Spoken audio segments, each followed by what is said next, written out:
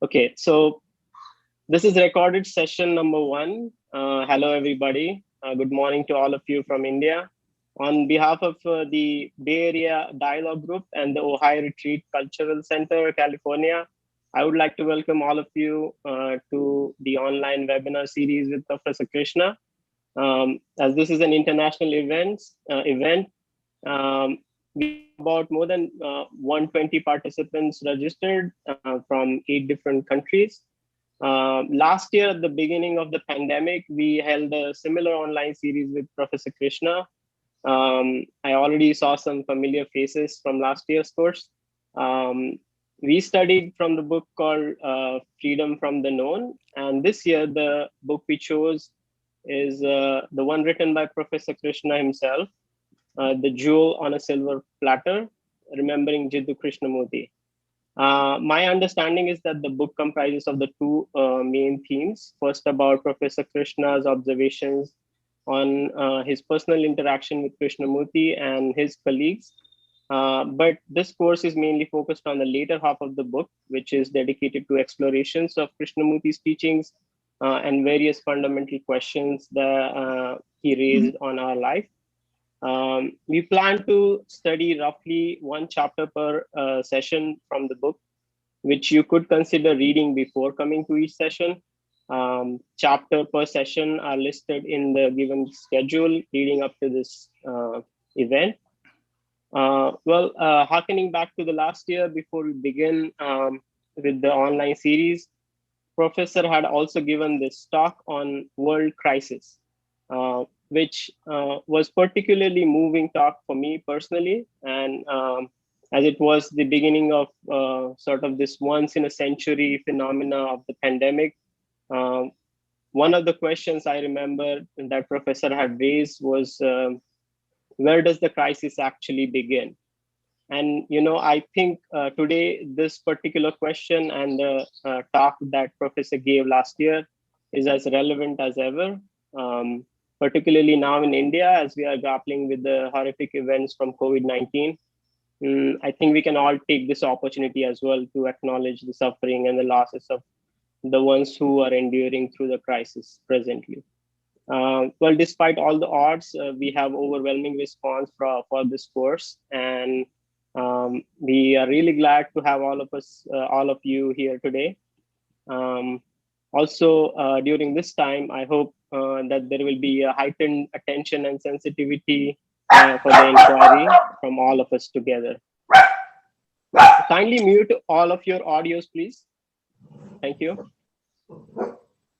Now I'll quickly go over the structure, which is already well documented in the emails, but maybe a few things worth mentioning. Each session will begin about 15 minutes prior to the scheduled time. And Professor Krishna will speak for 45 minutes or so, and then we'll open it up for the question and answer session for rest of the time.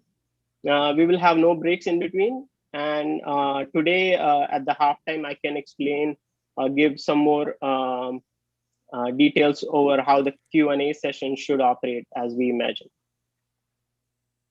Having said all of that, now it's time for us to introduce Professor Krishna.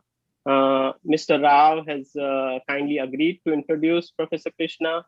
Rao is a good friend, and he's been facilitating the Bay Area J. Krishnamurti Dialogue Group in San Jose, California, for over a decade now, and of which I was also one of the many beneficiaries during my time there. So please, handing over to Rao now. Good morning and good evening, everyone. I'm Rao Agastya. It truly is an honor and a pleasure to introduce a great personality such as Professor Krishna. Most of you know him personally, and yet I think it is necessary to remind ourselves as to who he is. Before I come to that, I want to say a couple of things. Many of us never met Jiddu Krishnamurti. I did not. I have not. We don't really know Krishnamurti, the man. Some of my friends now in the audience have always asked the questions. How was Krishnamurti? How did he walk, talk as a person? How did he behave in his private life? How was he an administrator managing such large organizations in multiple continents? How could he travel so much at such an advanced age of 90? They say his schedules were planned 6 months in advance and he never missed a planned talk. And others who are completely new to J. Krishnamurti that are in the audience have asked me if they can get a succinct understanding and explanation of his teachings. They have heard of Professor Krishna, of Dr. David Baum, among others closely associated with Krishnamurti. Listen to his tapes, watch some videos, but haven't gotten the gist of what K is saying. One actually said to me, I can't get my teeth into his teachings. If that is you, I must say, you have registered for the right class and with the right person to give the class. That too, with the right textbook, which Professor Krishna himself wrote out of his personal experiences with Krishnamurti, out of his personal investigations into Krishnamurti's teachings. And we are really blessed, and I can say on behalf of all of us, we're really blessed to have that opportunity to listen to such a man. By way of background, I'm going to read it so that I won't miss any vital, important facts about Professor Krishna. And it's very important that we know that because he is both a scientist and as well as a philosopher, as well as an investigator into philosophy. This is incredible. Professor Padmanabhan Krishna was born in Chennai in 1938, but brought up in Indore, where his parents were educationists. After completing his bachelor's degree in sciences in 1957 from Holkar College, Indore, he joined the Delhi University and did his MSc in physics in 1959. That very year, he came to Varanasi as a research scholar at the Banaras Hindu University, where he completed his PhD in the field of X-ray crystallography, and his PhD thesis was published by the John Wiley and Sons, New York, as the book entitled Polymorphism and Polytypism in Crystals in 1966. And later, this was translated into Russian by the Academy of Earth Sciences, USSR. Thereafter, he was appointed on the faculty of the physics department and worked as a professor till 1986. He has published 2 books and over 70 research papers in international journals. He has also been the chairman of the Commission of the Crystallographic Teaching of the International Union of Crystallography. He was elected the Fellow of the Indian Academy of Sciences, Bangalore, as well as Indian National Science Academy, New Delhi, in recognition of his research contributions. He has conducted postdoctoral research at the University of Cambridge, the University of Wisconsin, the Cambridge Research Labs in Boston, the University of Bristol in England, and Max Planck Institute in Stuttgart, while on study leave from Banaras Hindu University at different times during his career as a scientist. In 1986, at the personal invitation of Sri Jiddu Krishnamurti, he took voluntary retirement at the age of about 47, 48, retirement from Banaras Hindu University and joined the Rajghat Education Center of the Krishnamurti Foundation in India as its rector. It's interesting what the rector means. A rector is not just a principal, but he's also protector. I mean, when I read that, it really touched me very deeply in my heart as to why Krishnamurti appointed him as the rector. He was also principal of the Rajghat Bisant School till 2003 when he retired and went back into his hometown, Indore. He worked there as a visiting professor at the Devi Ahalya University in its physics department until 2007, when he was recalled by the Krishnamurti Foundation as in charge of the Krishnamurti Study Center in Rajghat. He worked in that capacity till October 2019. Professor Krishna is a trustee of the Krishnamurti Foundation in India and a life member of the Theosophical Society. He is the founding member of the Ohio Retreat Group, Ohio, California, which is represented here along with Ulrich Brugger and many of his people in the group. He has delivered lectures and conducted dialogues on the teachings of Krishnamurti all over the world and lectured on issues related to education, science, and spirituality. His talks can be read at www.pkrishna.org. He has recently published a book, which is what we are using as a textbook right now, about Krishnamurti and his teachings entitled A Jewel on a Silver Platter, Remembering J. Krishnamurti, Pilgrim's Daily 2015, and worldwide website, lulu.com. The book is available on Amazon as well and as on Kindle. And this is a textbook we're using for this class, as I said.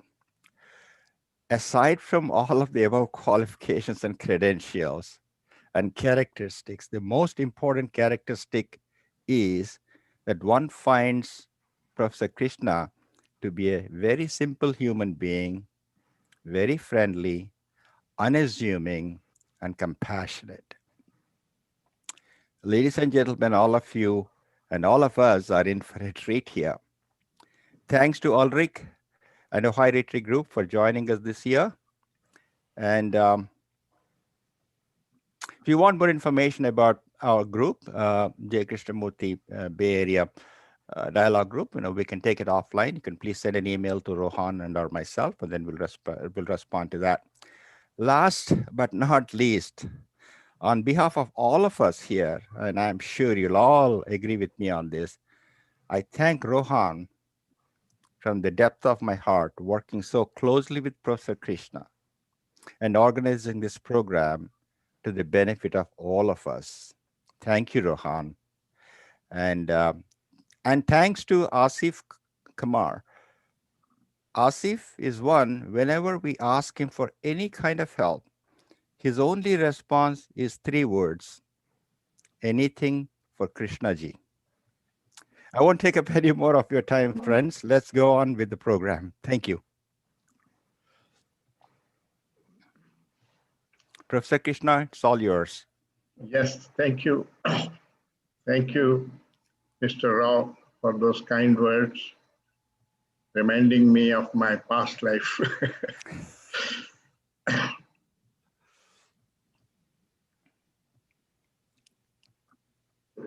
I have decided to make a little departure from the published program. And instead of talking about Krishnamurti as I knew him, which is given in chapter 1 and 2 of the book, and you can read it there.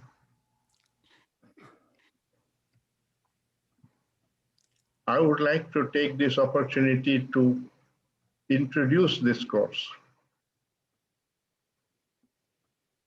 because I feel that one needs to approach such a course on Krishnamurti's teachings, as also the teachings themselves, very differently from what we have been trained to do in school and university. There, the course is given by an expert, maybe not an authority in the field, but someone who knows the subject much more than we do. And he can transmit the knowledge of that subject, the logic behind it, the techniques that are used for it, and help us learn all that. And we store that in our memory, and it increases our abilities. We are all familiar with this process. That approach doesn't apply to Krishnamurti's teachings. This is a quest for truth. It requires self-knowledge, and helps one to come upon greater wisdom. And wisdom is not knowledge. The difference is brought out very beautifully in a small verse, which was quoted by Madame Blavatsky in The Secret Doctrine. I don't remember the name of the poet, but he said, knowledge and wisdom, far from being one, oft times have no connection. Knowledge dwells in minds replete with the thoughts of others. Knowledge, wisdom in those attentive to their own. Knowledge is proud that it knows so much. Wisdom is humble that it knows no more. And Krishnaji said, self-knowledge, which is the ability to discriminate between what is true and what is false, is the key to wisdom. Both Madame Blavatsky and Annie Besant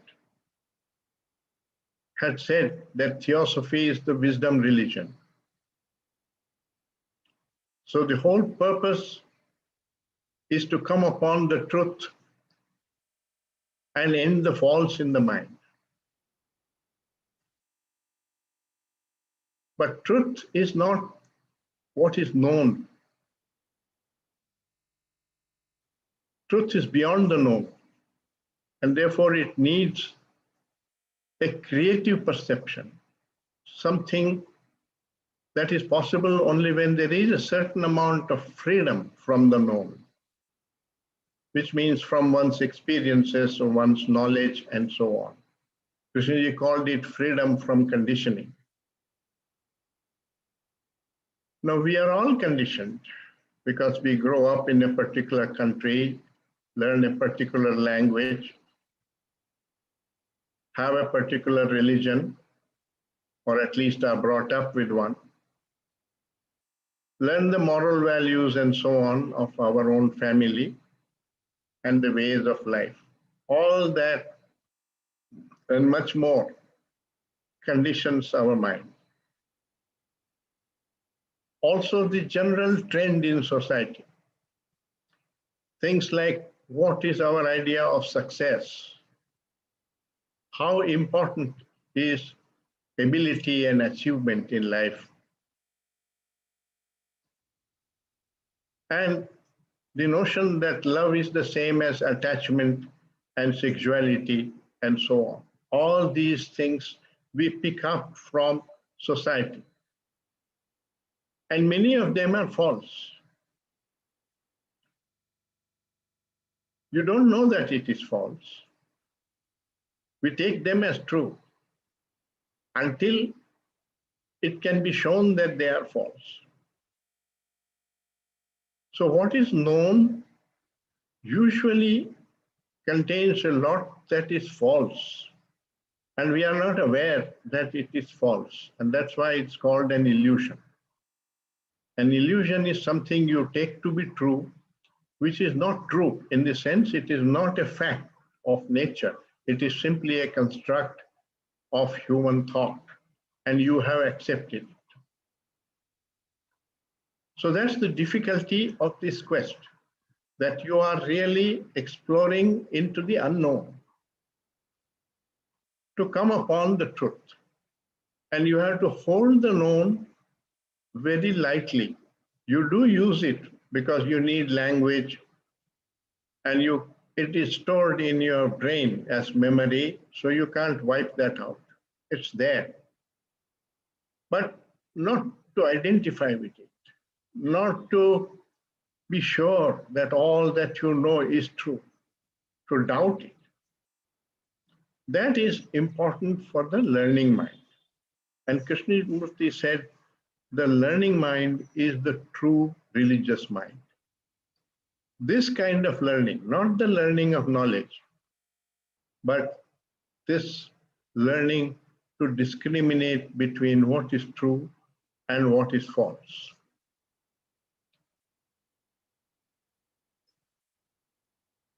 Even when one has a perception, deep perception into some question, it is important not to turn it into an answer or a conclusion and hold on to that.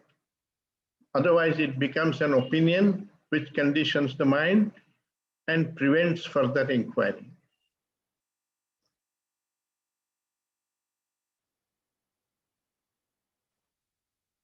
You will notice that Krishnaji went into the same questions again and again and approached them afresh, not from the conclusion of yesterday.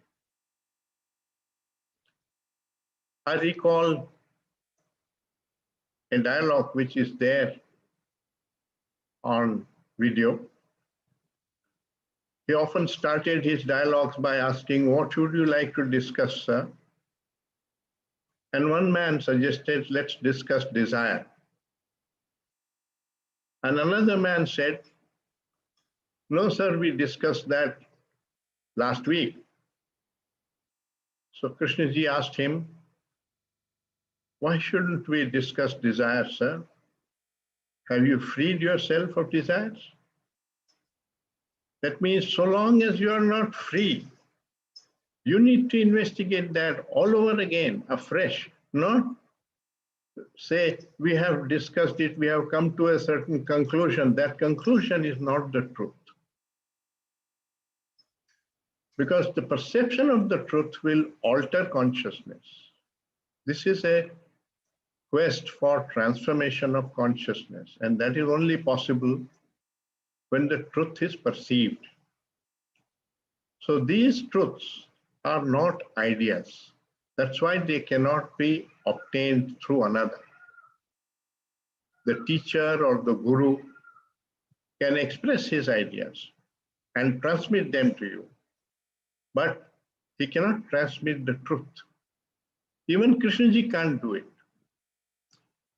That is why authority has no significance in this quest. That's a very important thing to realize. Even Krishnaji is not an authority. He kept on saying, almost in every talk, "Sir, don't accept what I say. Investigate it." And that's what we are going to do. Because this is not the field of knowledge. It is this, to come upon the knowledge of the truth is relatively easy.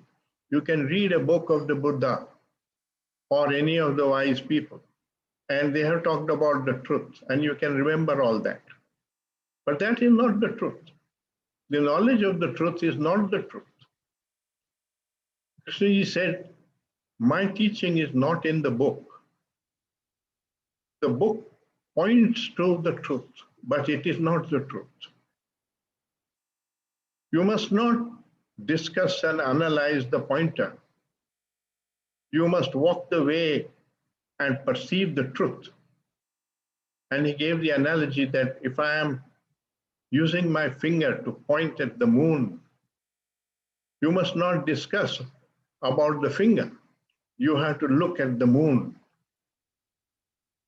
So truth lies at the level of perception, and that is the quest. Perception cannot be communicated in words. Ideas can be communicated. Thoughts can be communicated. Concepts can be communicated. Opinions can be communicated.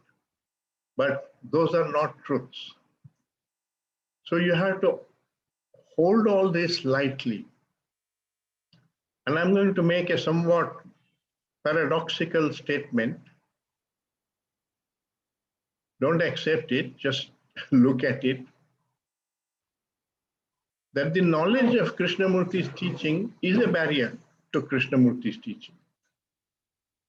Because if you accept what he is saying, it becomes a barrier. If you accept what I am saying, also it becomes a barrier.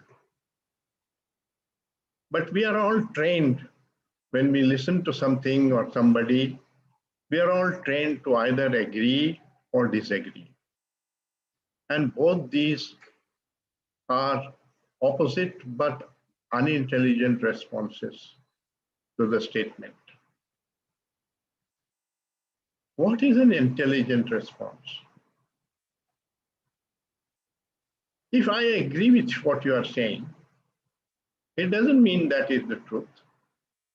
It may be that we are agreeing on a common illusion in our mind.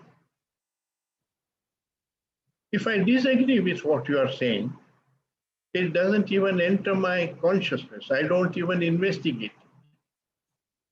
Therefore, nothing changes in our understanding of life or of our consciousness. So Krishna gave a different approach. He said, listen, listen attentively. Don't argue. Don't try to rationalize. Just find out the meaning that is being communicated by that statement. And then ask yourself, is that true? Don't answer that question from your knowledge or your memory, because you have a conditioned mind, and your answer will be a conditioned answer. That is not the truth. But watch yourself in the mirror of relationship. Watch your consciousness in daily life, operating in relationship to nature, to ideas, to other people, to yourself, your body, and so on. There, from that observation, sensitive observation, discover what the meaning, what truths that statement is pointing to, or whether that is a false statement. I'm reminded of a time, I think 1978 or so, when I met him in Brockwood. And he said to me, sir, the other day a man came here. He looked at the tent where I give my talks.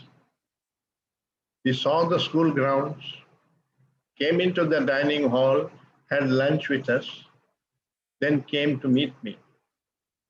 And he said, you have a nice thing set up here, haven't you?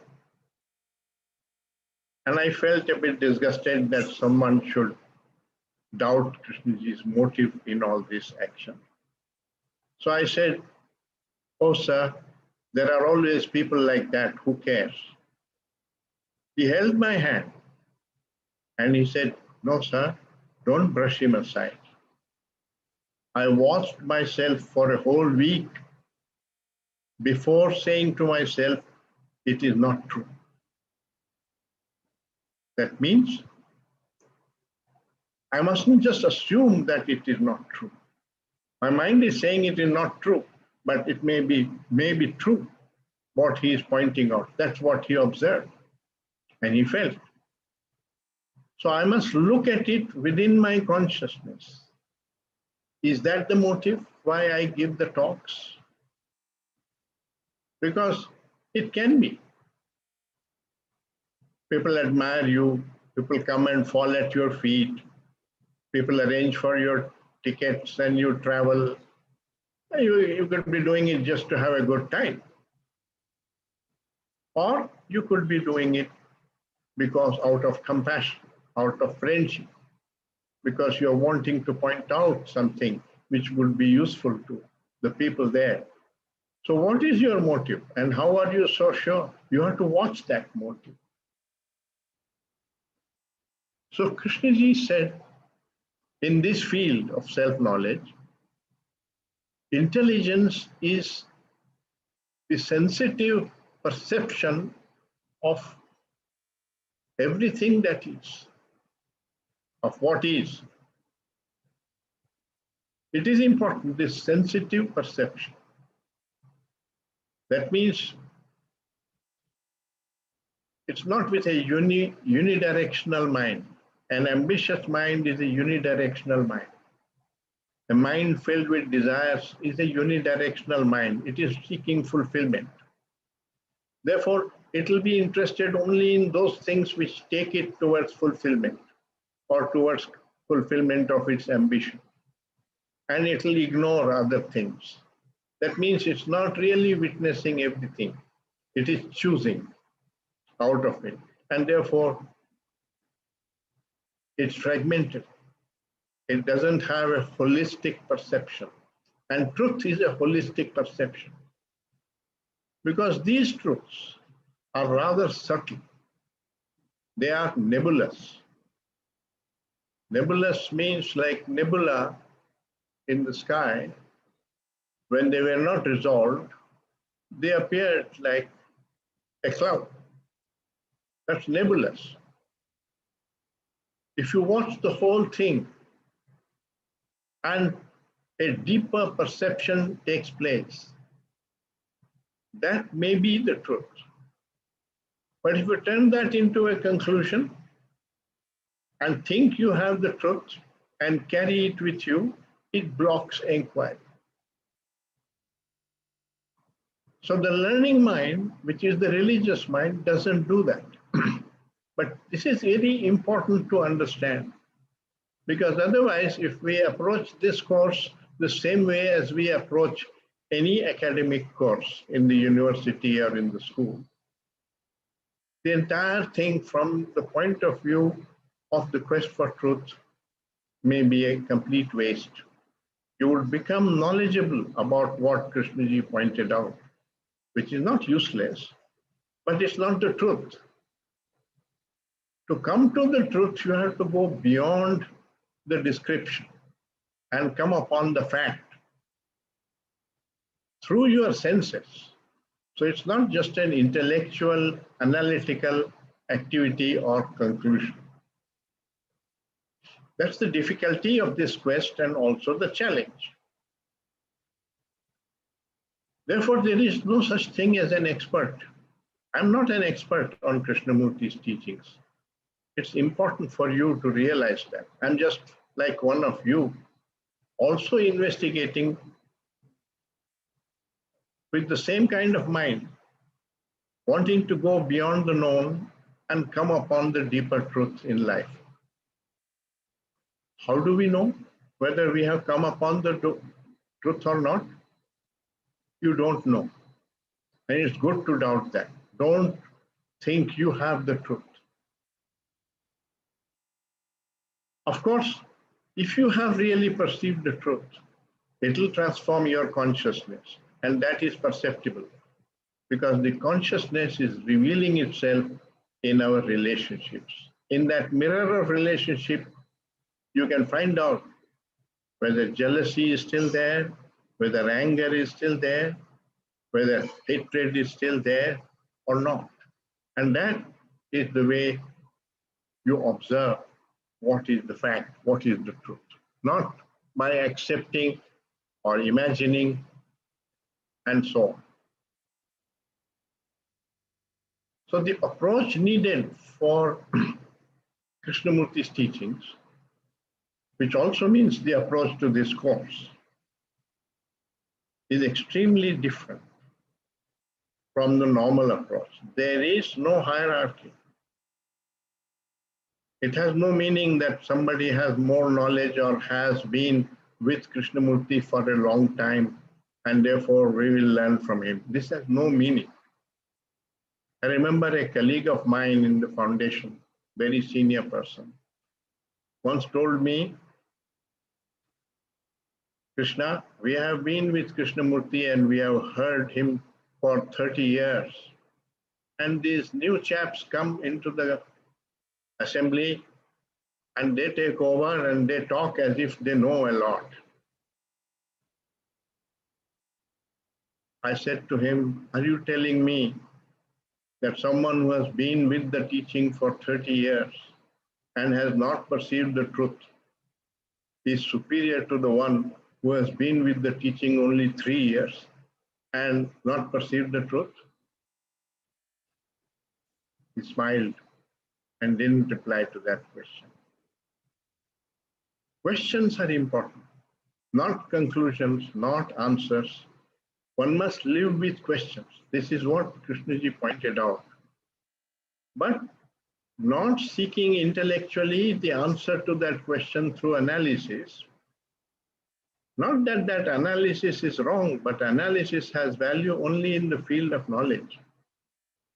It can create a new question, so I don't say it is useless.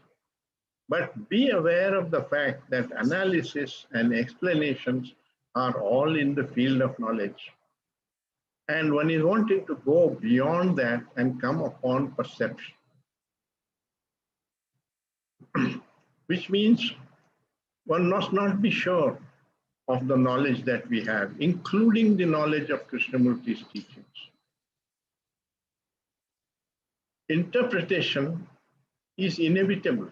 You read Krishnamurti's book, and your own mind also interprets the meaning that he is trying to convey. This is inevitable, but we have a conditioned mind. And therefore, why should we accept the interpretation given by our own mind and the opinion which we have formed from Krishnamurti's book? That also needs to be investigated. That also needs to be doubted. So it's not that your opinion is authentic and your friend's opinion is not. No, no opinion is the truth. And you have to hold opinion like scientists hold theories. They are not the truths. Truth ultimately lies at level of observation, awareness, perception, which is beyond the intellect. And this need is difficult because we have been habituated to find our way through analysis and through thinking. And it has become a very deep-rooted conditioning of the mind to all the time do this and argue about a topic and say, I agree, I don't, I disagree. So it's a very different approach. Krishnaji called it listening. Not just listening in the sense hearing politely and not interrupting someone, that's only at the level of manners. But listening with an open mind, which means you know that you don't know everything, and therefore you are listening to find out what your friend is telling and whether that is true. Because it may be true, and what you are holding on to and carrying on as the truth may be false.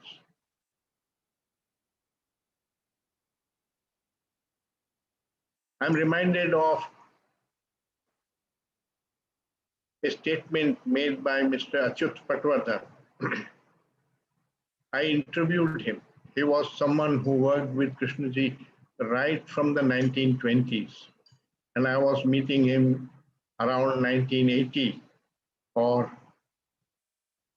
88, 89. After 60, 70 years, he had been with Krishnaji's teaching. He was one of the senior people. He and Pupul Jaikar were the two trustees of the foundation, senior trustees we used to look up to learn from them and to discuss with them. So I have interviewed him, and you can read that interview in one of the chapters in the book. There is a very profound statement there, which also I have quoted at the top of that chapter.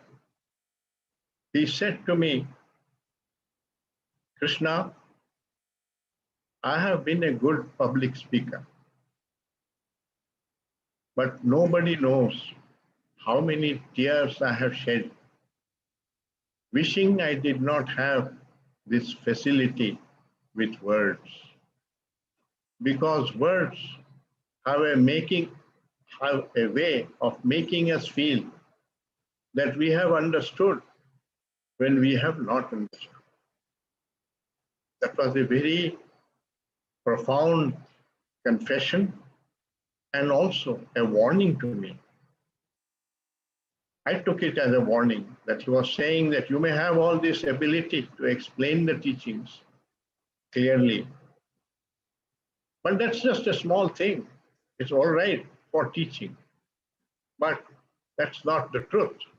And it can make you feel that you have come upon the truth. So doubt it. Watch your consciousness. If there is still jealousy, if there is still envy, if there is still a feeling of competition, of frustration, and so on, you know that you have not come upon the truth. So that, according to me, just as there is a galvanometer that tells you whether there is a current flowing or not, that is the galvanometer by which you can know whether you have come upon the truth or not. But for that, you have to observe intently, attentively, your motives and the way your consciousness is responding to various situations in daily life. And that's an important thing to remember, that you must always connect this inquiry with daily life, not turn it into philosophic discussion, because that's useless. From the point of view of transformation of consciousness, it's useless. There are professors of Buddhist philosophy and professors of Christian theology, but they are not Christ or Buddha. What was important about Christ or Buddha was not the talks that they gave, but the fact that they came upon a complete transformation of their consciousness, as did Krishnamurti.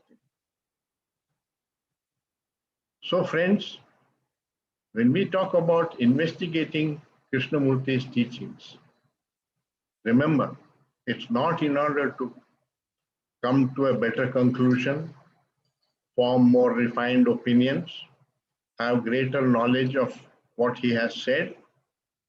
All that is trivial.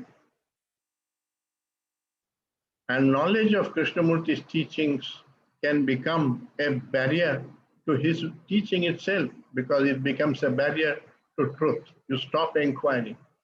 You keep throwing out words which he has used, and you accept, and you feel that you have understood when you have not understood.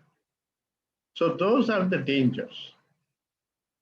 Also, I want to point out that all the dangers that are there in traditional religion are also there in Krishnamurti's teaching. Because those dangers are in our consciousness, they are not in the topic there. You can make Krishnamurti into a hero. You can praise him like the Christians praise Christ or the Buddhists praise the Buddha and constantly talk about his teaching. We can do the same with Krishnaji's teachings. You can turn his videos into an entertainment, intellectual entertainment, religious entertainment, if you like. Very handsome man, good speaker, telling things which are enjoyable to listen to. But enjoyment, nothing wrong with it, is not the perception of the truth. And he is asking you to perceive the truth. I remember once in Rajghat, where I am located, probably in the 1960s or 70s, I came to listen to his talk in the assembly hall in Rajghat. At the end of the talk, I stood by his side to take him to his room, to walk him to his room. A man came, absolutely gaga, delighted with what Krishnaji had said, held his hand and said, "Wonderful talk, sir, wonderful talk." After he had gone, Krishnaji turned to me, looked at me, and he said, "It's an insult, sir." I was thinking afterwards, what did he mean? And it occurred to me that he was trying to tell me that here I was trying to share the perception of the truth with you. and you enjoy the expression of it. And you come and tell me beautiful talk. You turn me into an actor conveying a good movie or a good speech. You took that as an insult. So your perception depends upon what your understanding is. And he says, until we are free from our conditioning, which includes all these values which we have not questioned from society, including the fact that we worship the man of little bit greater ability in any field. All that is borrowed from society without checking whether that is true. Is ability so important in life? And why do we think so? So without inquiry, without questioning, you will carry on with all these illusions which constitute your conditioning. And that's why the conditioned mind cannot perceive the truth. So Krishnamurti said, until you have freed yourself from conditioning,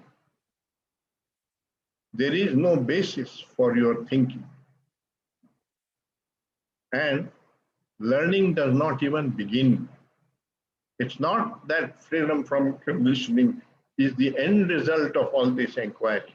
He's saying this inquiry itself has to be done free from opinions, free from attachment to your knowledge, which means free from the ego.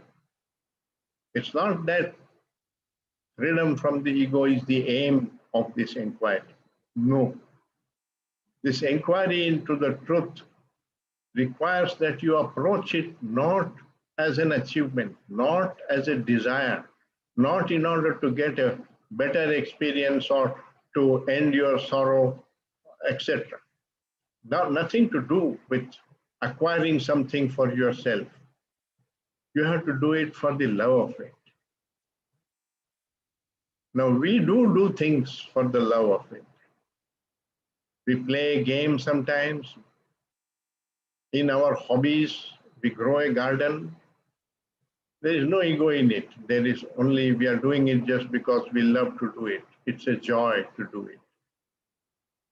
But we don't treat that as important. We treat our work in the office as important because that's fulfilling your ambition.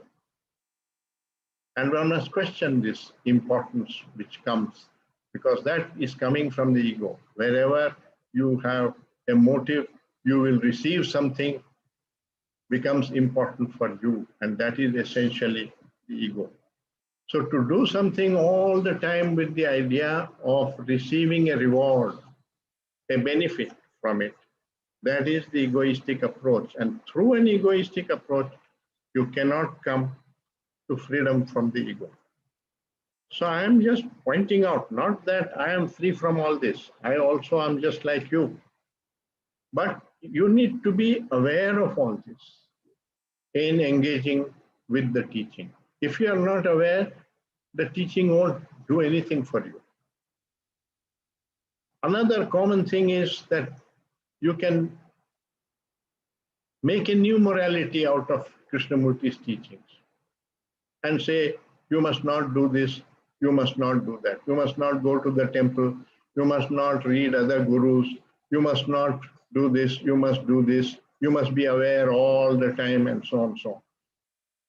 You create a new morality to be practiced when the man has said, you cannot practice virtue. So we have to beware of these tendencies in our mind. Once you are aware of it, you have relative freedom from it, because you can catch yourself quickly, even if you do get trapped in one of these illusions in the mind. So let me read to you what I am talking is given in my book from pages 269 to 271. Please do read it. That's the introduction to part 2. And it begins with a statement of Krishnaji, which I want to share with you. He says, are you experimenting with my teachings, or are you experimenting with yourself? I hope you see the difference.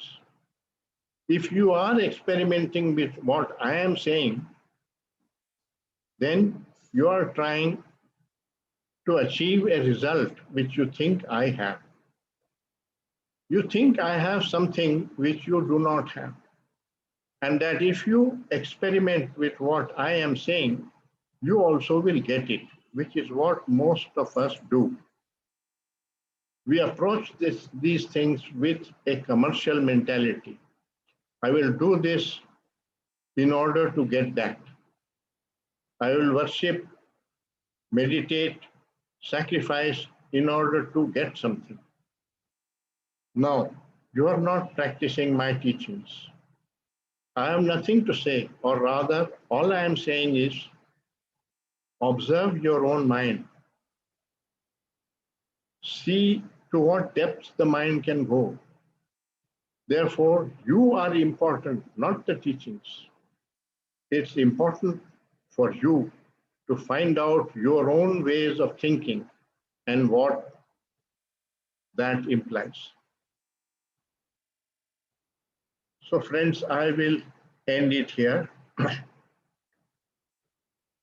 And perhaps what was announced, namely my interactions with Krishnamurti and how I knew him, etc., which is given in chapter 1 and 2 of my book. If you want, we can create an hour in which I can talk about it and we can discuss it. I am not against that. But I took this liberty to talk about our approach to the whole course, because I think that if we don't approach it rightly, it becomes a waste of time. It won't yield anything. It won't give you any self-knowledge.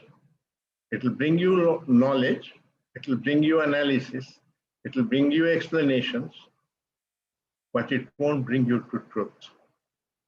So the learning mind that Krishna talked about as the religious mind is not the knowing mind.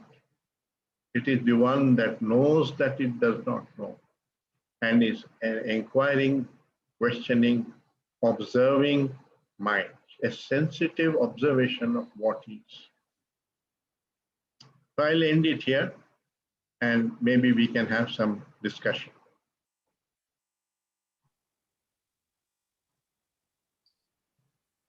Thank you, sir. Now we'll be waiting for questions from all of you. If you have any questions, please put in the chat box. So far, we don't have any question. There's one now. This Shamal Rao is asking, or he's saying, understanding and perception are fragmentary. Truth is holistic. Please elaborate. Understanding has various levels. Very superficial level is just understanding the meaning of the words. You may use a word with a meaning which carries a different meaning for me. For example, to Krishnaji, religion is the quest for truth. And to most of the world, religion means belief. The two things are completely different. So when we use the word religion, it can communicate something totally different from what the speaker is saying. You can find out, you can ask him, and that misunderstanding which comes because of different meanings of the word can be corrected, and you can say, yes, now I understand what you are saying. That's one level. A deeper level is you've understood the background or the logic, the rationale for that statement. That's a deeper level, but it's still at the level of knowledge and intellect. It's sufficient for physics and mathematics and so on, but it's very superficial in the quest for self-knowledge. If you can go beyond the known, as we have talked, and have a deep insight, a holistic insight, which reveals something to you, that is a much deeper level of understanding. So we use the word understanding without knowing that it has so many levels. And you could be saying, I have understood at a very superficial level, and really you may not have understood at the deeper level. Insight is usually holistic. But if the question itself is fragmentary, it's a question, say, it's a question only in physics, and it's asking about space-time. It is not really a holistic perception. It's a perception beyond the known. That's how all great scientific discoveries, artistic discoveries, musical discoveries have been made by people going beyond the known.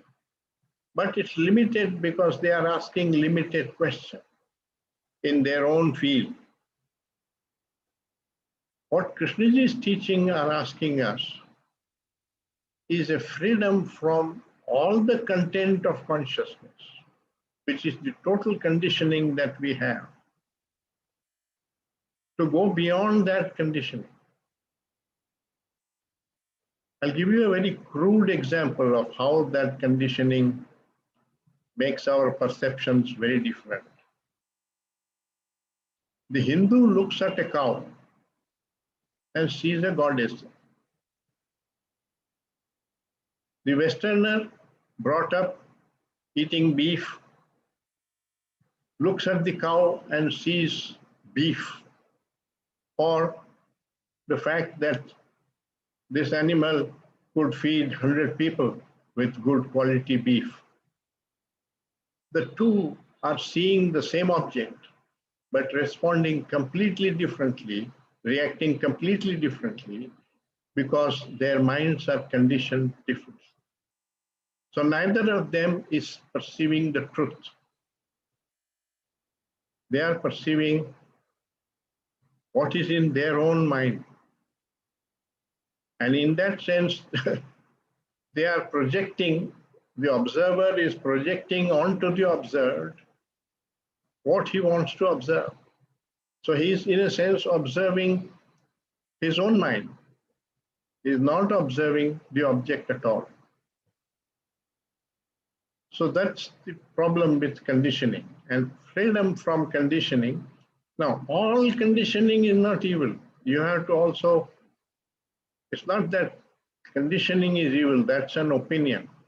For instance, I don't call Krishnamurti as Krishnamurti, I call him as Krishnaji, because my mind is conditioned as an Indian and we address elders respectfully. So Krishnaji being an elder, I call him Krishnaji.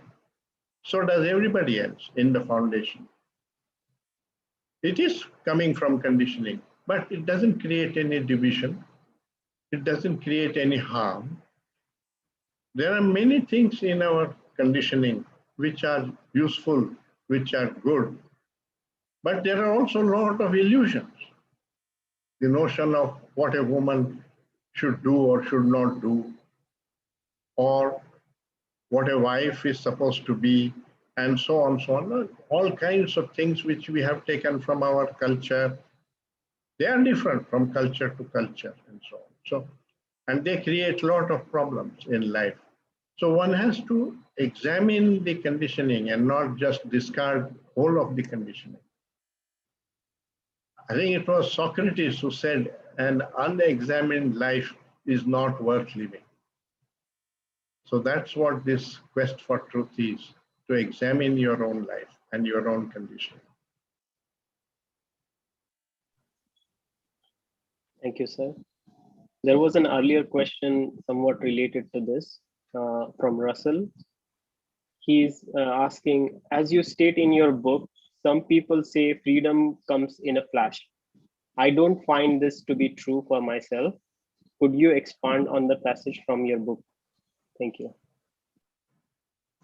Freedom from a particular illusion always comes in a flash, in the sense that either the illusion is there in the mind or it's not there. It's not that the illusion disappears 25% and then 50% and then 75% and then 100%. It's not a gradual process. Either you have perceived the truth or you have not perceived the truth. So this is an important thing in Krishnaji's teaching, that there are no stages, there is no hierarchy. It's not the intellectual or a professor who is closer to the truth than the devotee or the ignorant man. There is an interesting statement in chapter 2, I think, of Education and Significance of Life. Krishna says, the ignorant man is not the unlearned, but the one who does not know himself. And the learned man is stupid when he considers his knowledge will give him understanding. So, in that sense, the ending of an illusion is always in a flash. Either it has ended or it has not ended. But there may not be just one illusion. There are several illusions in our mind. And of course, the greatest illusion is the ego, which is the maker of all illusions. So I'm fond of giving the metaphor as an explanation of a huge banyan tree, the root of which is the ego. And one branch is fear, another branch is division, hatred, another is violence, another is sorrow, and so on. And a particular branch manifests in our consciousness and produces disorder, so we are troubled by it. And we try our best to get rid of that trouble and cut off that branch. But if you are satisfied with cutting off that branch or suppressing it, you haven't reached the root, and therefore the ego continues. You may have succeeded in ending one illusion, but you have not freed yourself, your mind, of all illusion. However, Krishnamurti says that every time a disorder manifests in our consciousness like a negative emotion, it's an opportunity to learn and go all the way to the root, because that branch is connected to the root. If your inquiry doesn't end as soon as you have started becoming comfortable, but you are doing it for the love of it, for understanding life and for understanding yourself, then it is possible for it to go all the way and uproot the whole tree, which is freedom from the ego. But you can't treat this as a result to be achieved by this inquiry, because otherwise this inquiry itself becomes egoistic. If you are doing it with the idea that I want to go get to enlightenment, and any desire, whether a noble desire or an ignoble desire, will have all the consequences of desire, which we shall study in one of our lectures, The Pursuit of Happiness. So I will stop it here. Sir, RS would like to point out to the comment you made earlier when somebody insulted Krishnamurti. In his perception, in Paras's perception, K was free from conditioning. Should there be nobody who should have felt insulted? He did not say that he is feeling insulted. He said it is an insult. That means what that man is saying, that is praising him, the talk, that is really an insult because he hasn't perceived the truth at all. And the whole purpose of the talk was to share the truth. And instead, he just got entertained. And he said, delightful. That's all. It's not, he didn't get hurt by that. He was not angry with the man. He was talking to me. He didn't say anything to him. Thank you for clarification, sir. But I Manjari, don't say that Krishnaji was not conditioned. There was conditioning in him. He had theosophical conditioning and so on. After all, he had his childhood. He did become free from a lot of those memories. But it's not that freedom doesn't mean ending of conditioning. Freedom means the conditioning does not dominate in your consciousness. You are aware that it's conditioning and it is superficial, therefore you don't give importance to it. So freedom from something is not the absence of something. Freedom from your property is not absence of property. Freedom from your wife is not absence of your wife. Otherwise, what is there to be free of? So it's not in the object, but it's the way you relate to it. yes, sir. We may be assuming that, knowing what we know about Krishnamurti, that he was a certain person without any conditioning. Thank you. You have to ask yourself why we are trying to judge Krishnamurti and understand Krishnamurti what he was. Is the aim of our inquiry to become like him? Then it's already gone wrong. The aim of this inquiry has nothing to do with Krishnamurti. Just as science has nothing to do with the scientist. He may have been the first person to point out a truth, but the inquiry is independent of the scientist. In the same way, this inquiry is independent of Krishnamurti. It's a very long legacy. I mean, the Theosophists have conducted it, the Upanishads have conducted it, the Socrates conducted it. So many people in various cultures have been engaged in this. Krishnamurti in the 20th century may have gone very deep into it and also had the facility to explain all that to a large sections of population. But this inquiry is independent. He himself said that when he was close to his death, he was asked, "Sir, so far we have been organizing your talks and dialogues, recording them, publishing them, all that activity.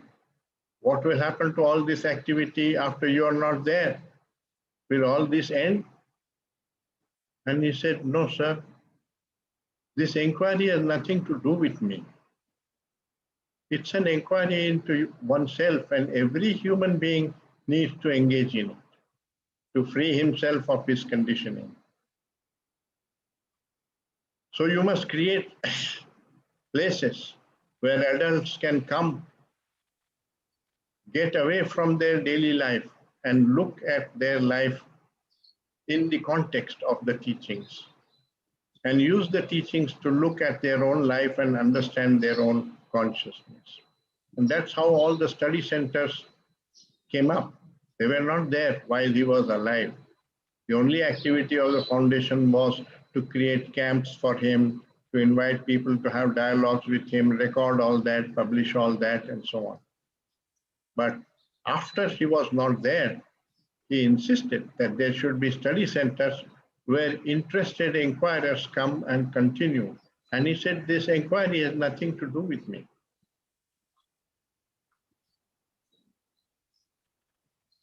It's the inquiry into self-knowledge. It has to be done for oneself. So you are the teacher and you are the disciple. There's nobody else, because there is no expert who can give it to you.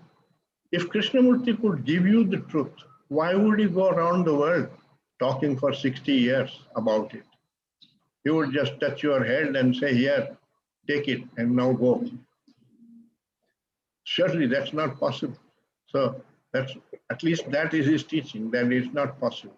That's an illusion to think that you go to some realized person and he'll touch you and transform you.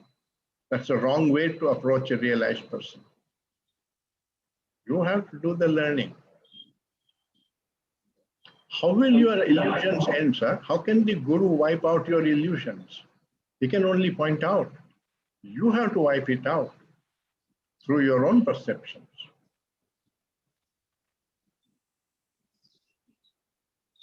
So Manjiri Shukla ji have a related question. How much you by being with Krishnamurti, how much you explored who you are? Have you realized and understood the concept of truth?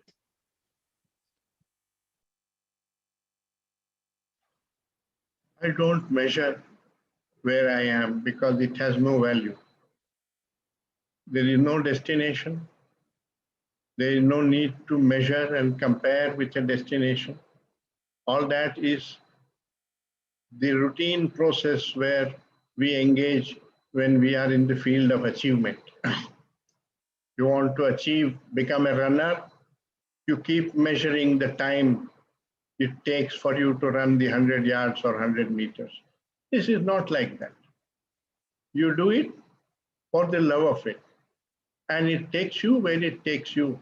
And that's good enough. Why should you get more than what you deserve? So there is no greed in it. And you don't do it for somebody else's sake. And you don't do it in order to get some results.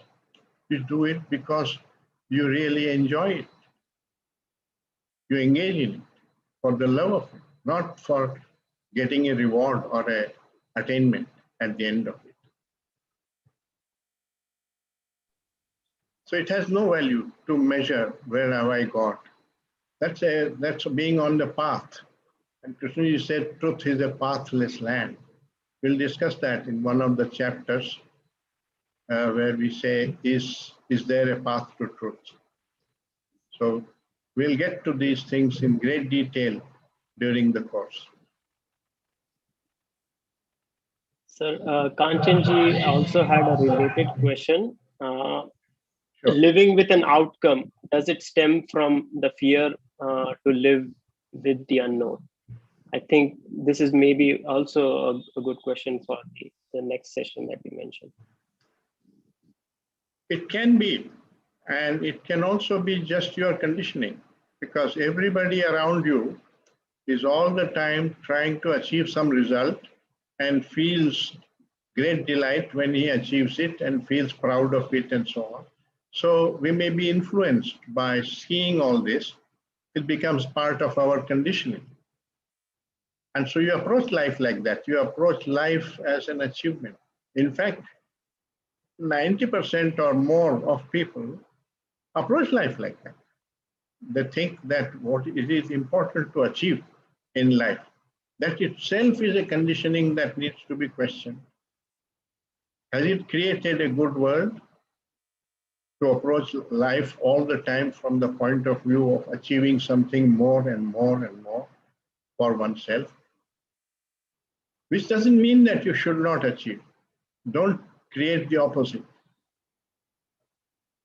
Do it for the love of it, not for the name and fame and for some return.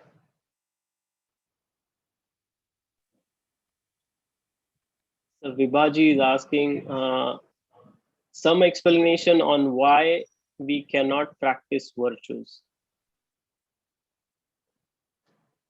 It'll come in the next lecture because the next lecture is about a summary of the whole teaching. And in that, I have tried to talk about a few pillars of his teaching on which the rest of the scaffolding stands. And one of the pillars of his teaching is this. So I don't want to take away from that talk. It will take a little too long to explain that. But we will do it in the course of this course. So keeping to the topic of how should we approach the teachings, T.S. Sarma is asking, agreeing or disagreeing is an unintelligent response, but after careful listening and investigation, how can we avoid disagreement or agreement? By knowing that disagreement and agreement are at the level of opinion, and opinion is not the truth. Neither the agreement is a proof of truth, nor is the disagreement a proof of truth. It's just an assertion of what you think. It may be different from what your friend thinks, or it may be the same. But not terribly important what we think. So you have to learn to put thought in its right place. And this is not something you achieve through thought. Which doesn't mean don't think, doesn't mean thinking and analysis has no value. There is a metaphor comes to my mind which explains this. It says, in the game of pole vaulting, a man uses a long pole to go up, raise himself up and go beyond the bar that has been set in Olympics or in whatever game he's playing. It's called pole vaulting. So knowledge and analysis and reason are like the pole of the pole vaulter. You can raise yourself with that. But if you don't leave it, you will not get to the other side. That's a good metaphor. Not saying you should not do this, but be aware of the limitation of doing this. It can give you a subtler question. The analysis is not wrong. It is in the field of knowledge. And the field of knowledge is not wrong. I mean, after all of science is a field of knowledge, and you can't say it's all wrong. Some of it may be wrong, but most of it is quite true and right. So you can't discard everything just because it is knowledge. It is not being said that don't acquire knowledge or discard knowledge. What is being said is knowledge will not take you to the truth. The truth being a perception. Knowledge is at the level of ideation. If you are aware of this, you are free. If you are aware of this, you are free of that illusion. Otherwise, you think that knowledge will get you there. So you keep on reading more sacred books and so on. Nothing wrong with it. Not morally wrong to read a sacred book. But take the book as a question. What the Gita says, I mean, if you accept it on authority of the Gita, you will become a professor on Gita. But you won't free yourself. You won't get the truth of what the Gita is saying. So it's not only to Krishnamurti's teaching, to all teaching this applies. Self-knowledge is that knowledge which you have received through your own perceptions. After all, even in science, since many of you are scientists, even in science, we don't just teach Newton's laws on the blackboard and make the statements. We make them do experiments in the laboratory and verify the truth of those statements. And in those experiments, when he is trying to verify, somewhere his understanding goes deeper and he says, that's what it means. So same kind of thing Krishnaji is pointing out necessary in this. Connect it with your daily life, watch, stay with the question, and your understanding will go deeper. How deep? Who knows?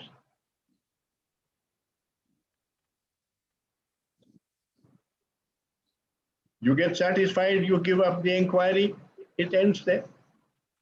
If you don't get satisfied, you don't end it there, it continues. So my recommendation, this is not what Krishnaji said, my recommendation is don't make a destination where you have to reach. Otherwise, it will become a desire process and you will feel frustration and elation and all those emotions which come from any desire.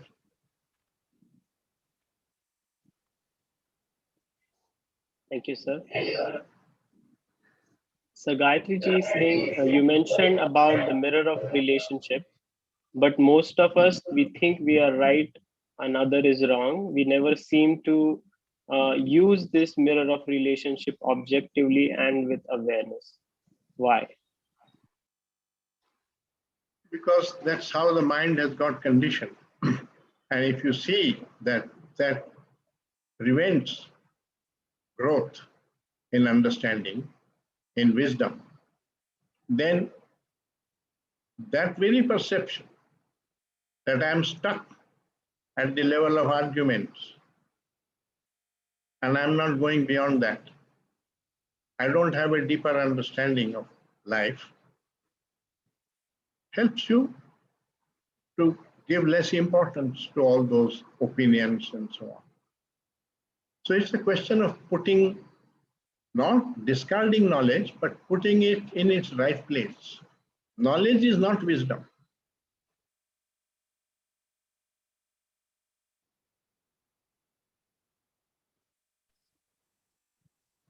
So we have about 6 more minutes. This may be one of the last questions. Sri Devi is saying that truth is a pathless land. Does it mean every one truth is different? Can we differentiate between conditioning and truth? Again, there is a whole chapter where we will discuss this whole thing of what is truth and whether it is pathless and so on. So it will come up in our course. But a brief answer, I think I already gave that when you have a deep perception of the truth, it will transform consciousness. So if you watch your consciousness honestly, if you're not honest, you want to go on with your own image of yourself as a holy being and this and that, that's up to you. But if you are really interested in the truth, which I doubt, because it's an instinct to seek pleasure and to seek appreciation and praise. So it's very easy to say I'm in quest of truth, but it may not be true. That may be an illusion in itself. Because truth can be very disturbing. So are you willing to perceive the truth? And this is connected with how you respond to criticism. Somebody criticizes you, and the normal response is to react to it, condemn that person, or consider him your enemy, and so on, create division. You dislike that person because he is criticizing you. And there is a different way of approaching criticism, which is what Krishnaji did when that man criticized him for having a nice thing going on in Brahma. So you can, if you have a learning mind, you look at that criticism as something a friend noticed in you and pointed it out, and don't discard it immediately. Listen to it, stay with that question. That's what that man felt about me. Is it true? And don't quickly answer that question, because when you quickly answer, you answer from your conditioning and your knowledge. But watch in life, stay with that question, and then come upon whatever perception you come upon. That's the teaching. Krishna. His words were, the answer is not separate from the question. It lies inside the question. So explore the question and maybe you come upon the answer. My metaphor is that, children play this game. I forget the name of it, but you hide something in the garden somewhere, and then you let the children go in and say, find out where the treasure is. Yeah, it's called the treasure hunt. It's like that. You don't know where the truth is. The question has defined a field, a garden, a field within which it is, but you don't know where it is. And you have to discover that. Where is the truth and what is the truth? So it's like the game of treasure hunt. It'll involve a certain amount of experimentation, certain amount of trial and error, certain amount of failure, etc. And you may chance upon it or you may not chance upon it. There is also a bit of grace or luck element in this. I might explain it this way. After all, 100 people go down into the diamond mine searching for diamonds. And one man finds a 5-carat diamond in it. Now he was lucky. He found a 5-carat diamond. The others were not. But if he didn't enter the mine, he had no chance of coming upon the diamond. So your duty is to dig. You can't insist that I'll dig only if I find the diamond, right? till, and dig, and enjoy the digging. And don't worry about what you find. You may find, you may not find. It's all right. Whatever is your fate is all right. Don't complain and don't be greedy to get more. That's why Thank you, freedom sir. from the ego itself is necessary for this inquiry. That was very good ending to today's session. Thank you, sir. Yeah, the inquiry has ended, but the ego has not ended. So surely. So I think with your permission, we could end here today. And yes, that's fine. Next session will be tomorrow. Yeah, that upon is the summary of the teachings. Correct. Yeah. So we see you all at the same time tomorrow. Thank you, everybody. Thank you, everybody.